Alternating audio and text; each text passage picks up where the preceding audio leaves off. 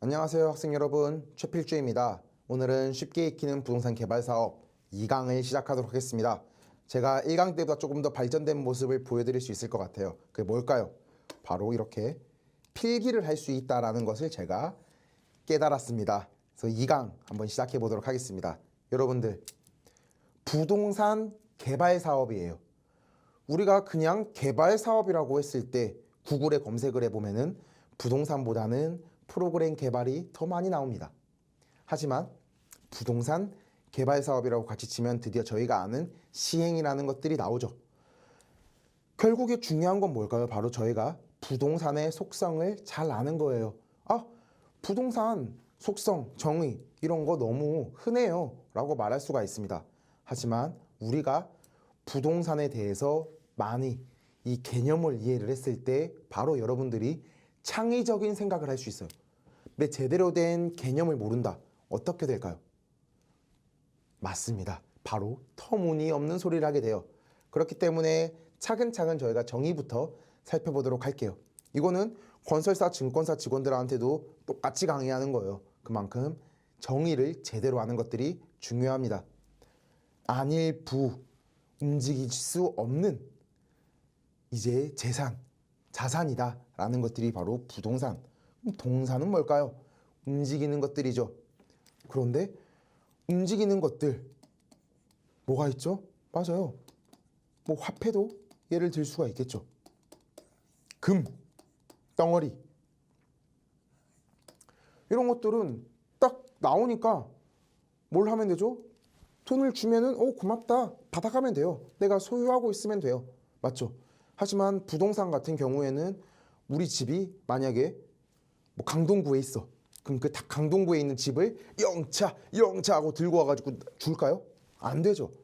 그렇기 때문에 저희가 부동산을 가지고 거래를 하거나 혹은 돈을 빌릴 때 등기라는 것을 하게 됩니다. 등기. 저희가 아파트를 하나 딱 다 짓고 나면 첫 번째로 하는 게 뭘까요? 바로 보존 등기예요. 보존 등기. 그게 뭐냐? 등기부 등본은 여러분들 알고 계시죠? 혹시 모르시면 잠깐 설명을 해드리면은 이제 등기부 등본 발급 이렇게 치면은 사이트가 나옵니다.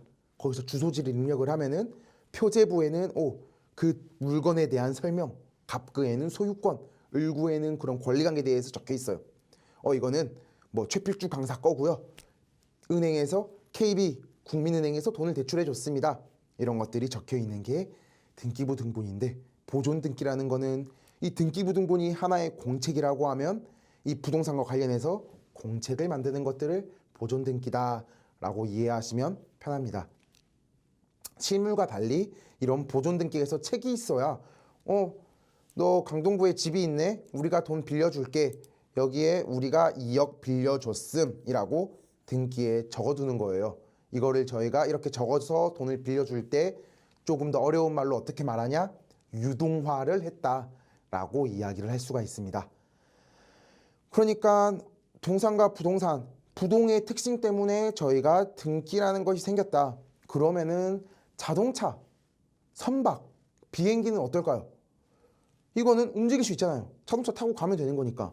근데 그렇다라고 해서 선박, 그 큰 배를 제가 영차 할 수는 없겠죠. 이런 것들은 바로 준부동산.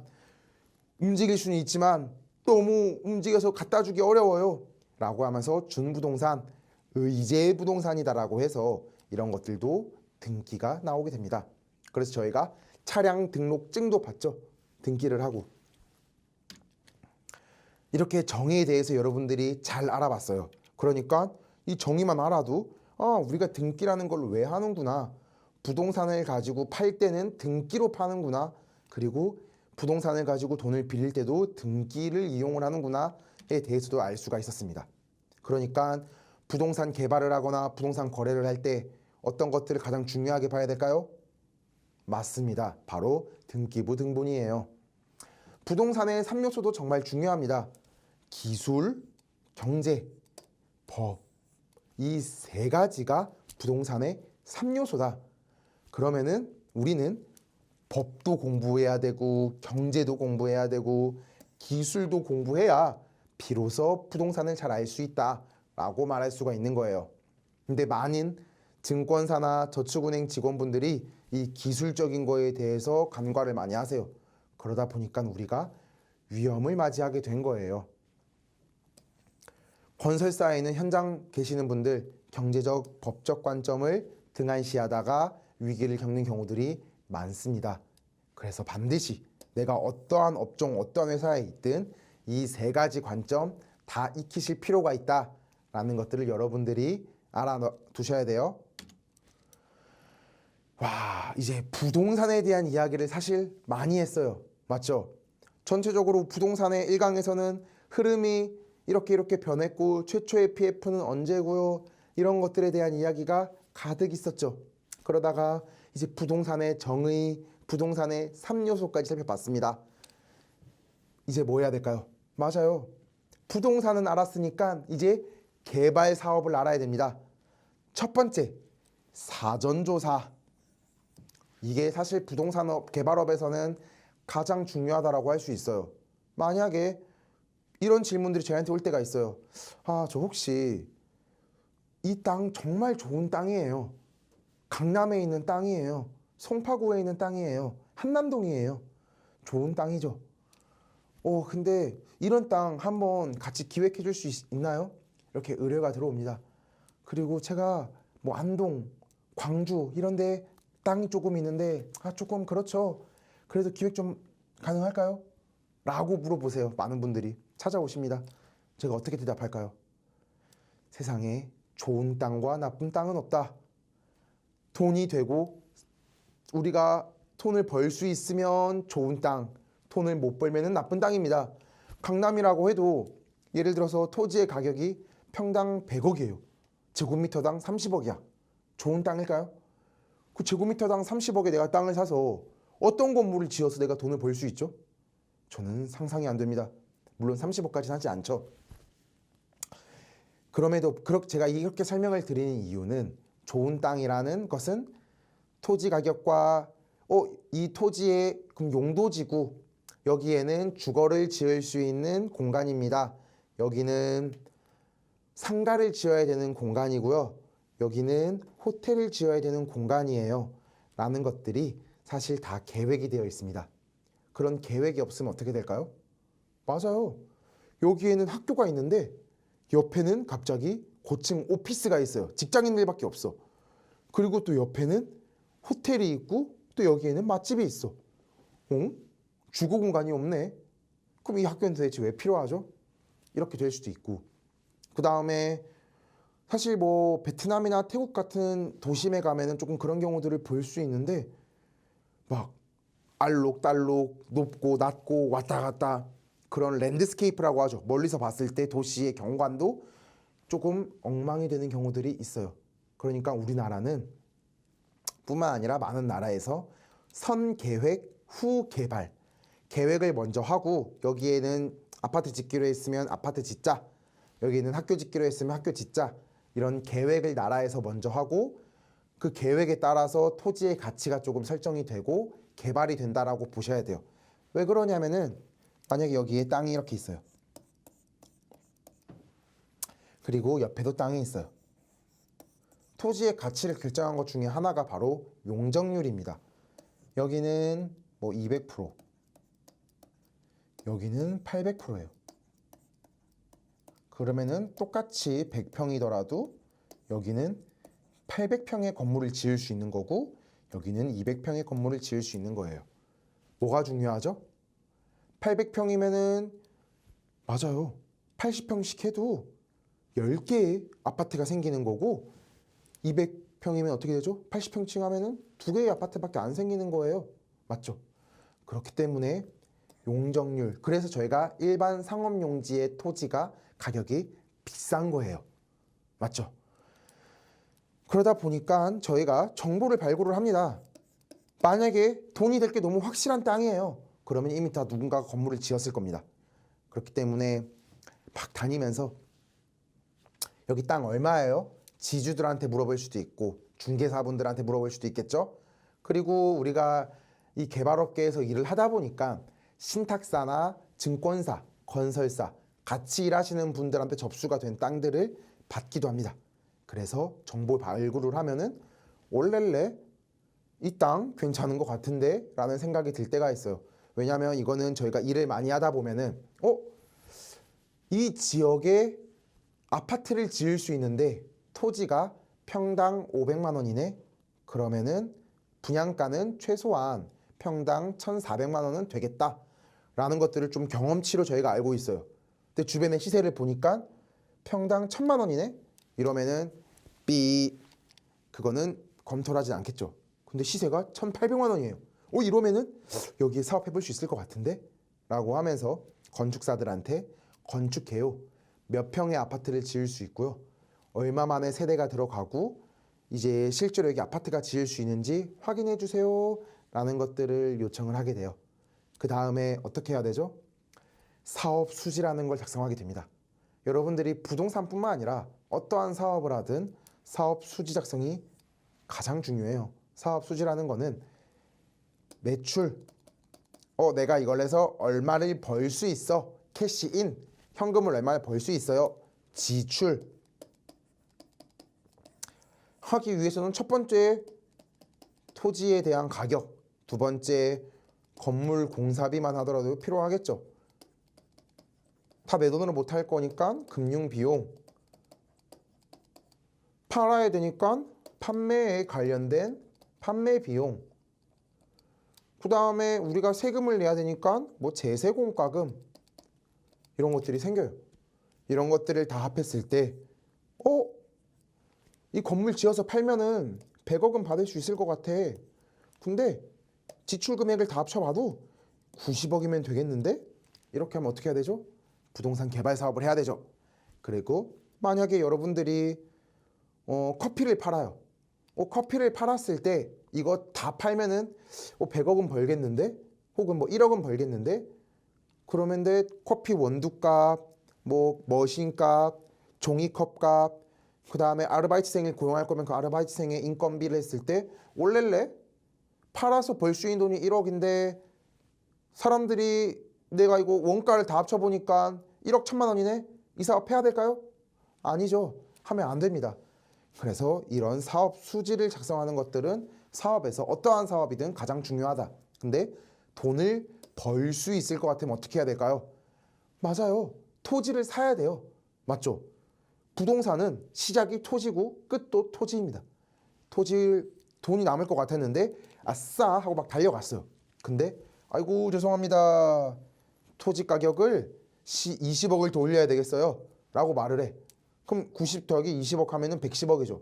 이 사업은 안 되겠죠.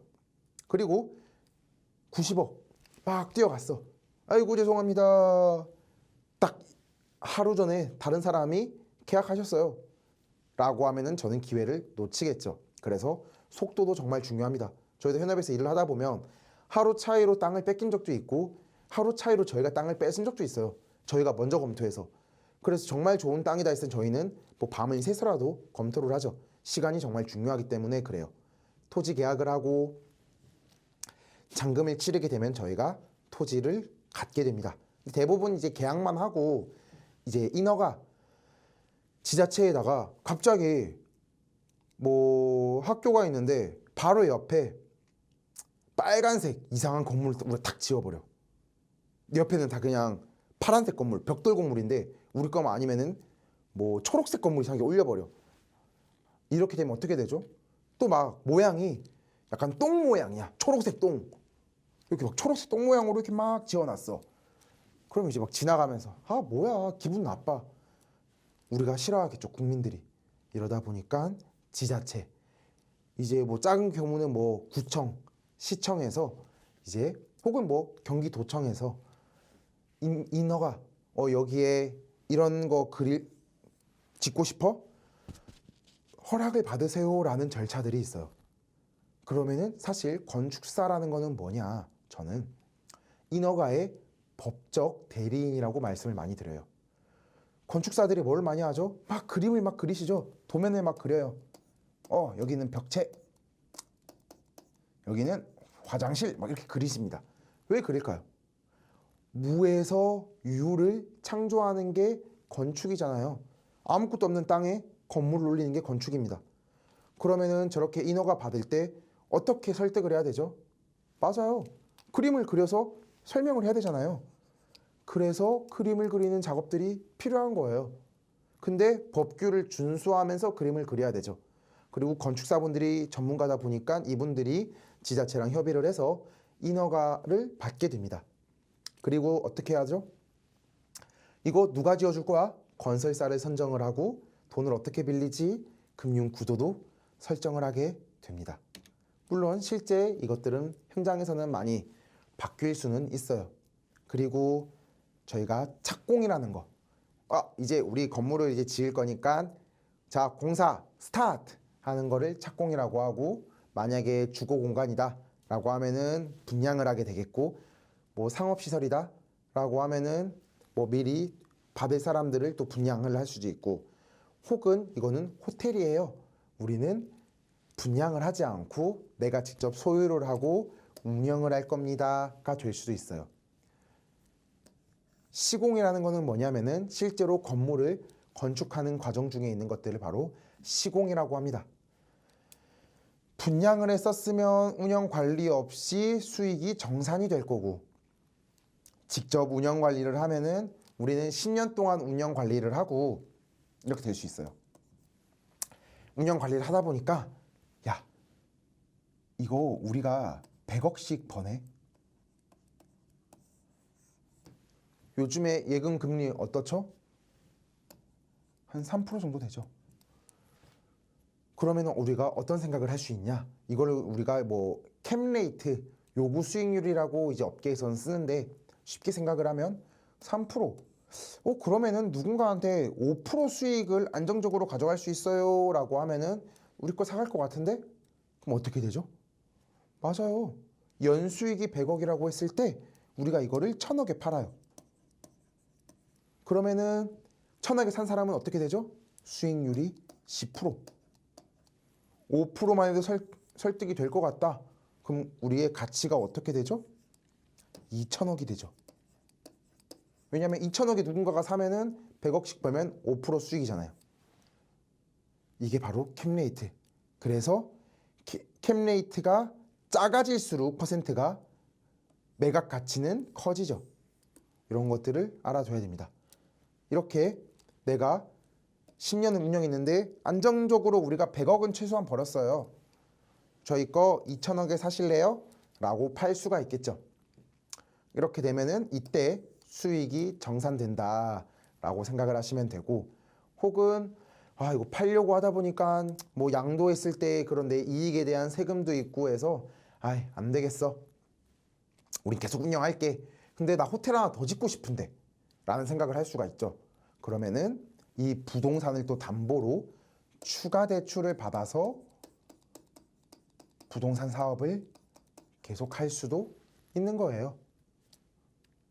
그러니까 우리가 호황기 때 어떻게 했었죠? 아파트를 내가 10억에 샀는데 헐렐리오 20억이 됐네? 대출을 더 받아서 다른 데 투자하자. 이렇게도 됐던 겁니다. 이거를 부동산 개발 사업의 추진 구도로 해서 나눌 수도 있어요.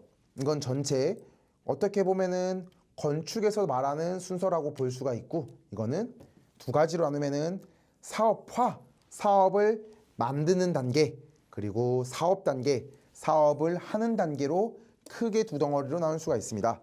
사업화 이전 단계는 아까 말했던 정보를 수집하고 기획, 이거를 사업화하는 거는 어떤 걸 정확히 지을 거고 사업성을 검토하는 사업화 단계, 그리고 사업을 시작을 했을 때는 인허가를 하고 분양, 공사를 하는 단계, 정산을 하는 단계, 이렇게 네 가지로 나눌 수도 있습니다. 건축 공정, 우리가 아까 기술에 대해서 잘 알아야 된다고 했죠. 건축 공정에 대해서 말을 하면 이게 조금 섞여 있는데 죄송합니다. 토공사 뭐냐면 건물 그냥 지으면 어떻게 되죠? 꽝 치면 넘어갈 수도 있어요. 진짜로 태풍 막 오면은 날아갈 수도 있어요. 그러니까 아까 전에 롯데월드타워 저희가 전 강의에서 말했죠. 토공사 땅을 파야 중심이 되는 기초를 콘크리트를 쳐서 무게를 딱 잡아줄 수 있는 거예요. 골조, 뼈 골자를 쓰는 겁니다. 콘크리트랑 철근으로 뼈대를 만드는 공사.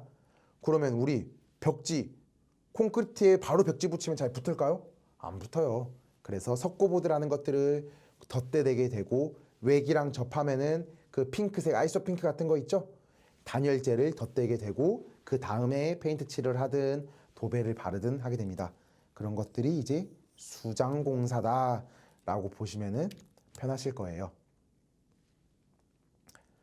자, 발주처라는 것들이 있습니다. 발주처는 뭐냐? 바로 시행사예요. 근데 이게 나라가 될 수도 있고 재개발 재건축 조합이 될 수도 있죠. 이런 분들이 바로 발주처다라고 생각을 하시면 되고, 이 발주처가 건설사를 고용을 하고 아까 철거회사는 철거, 토목회사는 땅을 파고, 골조회사는 콘크리트를 치고, 내장회사는 아까 같이 석고보드 같이 최종 마감재를 시공할 수 있도록 도와주고, 인테리어 회사는 최종 마감을 진행을 하게 됩니다. 그리고 감리랑 설계회사, CM은 발주처가 고용을 하게 되죠. 이때 발주처는 건설사한테 2개월에 한 번씩 돈을 주는 경우가 많아요. 이렇게 생각할 수도 있지. 3개월에 한 번씩 주면 안 돼요? 그러면은 저희가 돈 적게 빌려도 될 것 같은데 라고 할 수 있는데, 이런 것들도 법을 알면은 조금 더 쉬워요. 하도급법이라는 게 있어요. 건설사가 너무 가배지위를 형성을 하고 있으니 이런 회사들한테는 매달 돈을 주세요. 얘네들은 영세하잖아요. 너희보다. 이게 바로 하도급법에 적혀 있어요. 그럼 건설사도 매달 돈을 주려고 하다 보니까 3개월이면은 2달이나 돈을 밀리는 거죠. 그래서 2개월 단위로 좀 형성이 되어 있다라고 생각을 해주시면 좋겠습니다. 저거는 건설 프로세스였는데 우리 부동산 개발 사업 프로세스는 또 어떨까요? 신탁사, 믿을 신에 맡길 탁. 예전에 시행사가 돈 들고 야반 도주를 한다라든지 혹은 분량 있는데 도망친다라든지 이런 것들이 있었죠. 이런 것들을 이제 막기 위해서 신탁사가 생기고, PM, 발주처가 조금 역량이 부족할 수도 있죠. 그러면 저처가 이제 PM업도 한다라고 했는데 저는 시행사 하면서도 PM이기도 하죠. 왜냐하면 시행사를 하려면 어떻게 해야 돼요? 돈이 많이 필요해요. 그러다 보니까 할 수 있는 사업의 양이 한정되어 있고 위에 뭐 투자자도 있을 수 있겠죠. 그러다 보니까 컨설팅하는 PM업도 겸하고 있다라고 말씀을 드렸어요. 그리고 증권사들이 돈을 빌려주기도 하고 자산운용사가 돈을 빌려주기도 합니다. 그리고 이분들은 금융을 주선, 어떻게 보면은 중개사처럼 중개만 하고 대주라는 분들, 뭐 캐피탈사들을 좀 많이 말을 해요. 혹은 뭐 저축은행, 새마을금고 이런 분들이, 혹은 뭐 국민연금 이런 분들이 대주, 돈을 빌려주는 역할을 하고 이분들이 주선을 해서 시행사한테 빌려주는 거죠. 이런 식으로 대주가 형성이 되어 있을 수도 있고, 그 다음에 토지주까지 하면은 부동산 개발 사업의 플레이어들을 여러분들이 다 알았다라고 생각하실 수 있을 것 같습니다. 이렇게 하면 저희가 이제 2강이 마무리되었습니다. 또 3강에서 여러분들한테 인사드리도록 하겠습니다. 감사합니다.